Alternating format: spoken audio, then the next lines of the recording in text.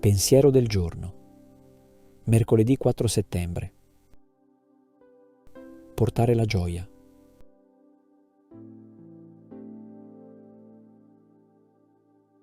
Siate sempre lieti. Prima lettera ai Tessalonicesi, capitolo 5, versetto 16. Per San Paolo la gioia è una delle espressioni più belle della vita cristiana. Si può dire che sia la sua caratteristica per eccellenza e il mezzo più efficace per testimoniare. Ma potremmo chiederci: si può comandare a una persona di essere nella gioia?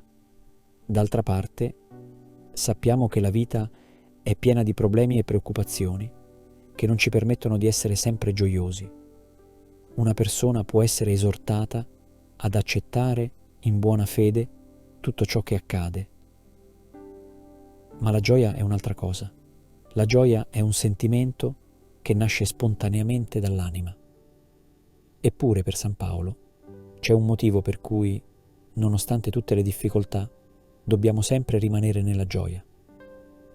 Ciò che porta a questo è la vita cristiana, presa sul serio. Attraverso di essa, Gesù vive pienamente in noi e con Lui non possiamo non essere nella gioia.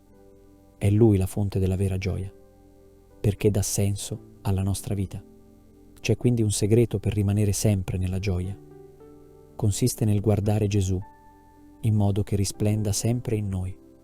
Che questa parola ci aiuti a testimoniare questa gioia e a comunicarla al mondo che ci circonda. Chiara Lubick, estratti dal commento alla parola di vita del dicembre 1987.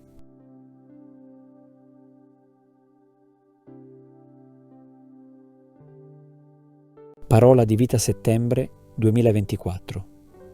Siate di quelli che mettono in pratica la parola e non soltanto ascoltatori illudendo voi stessi.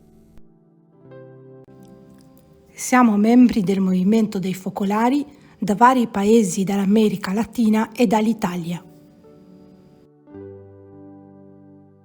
Ti è piaciuto il video? Metti mi piace.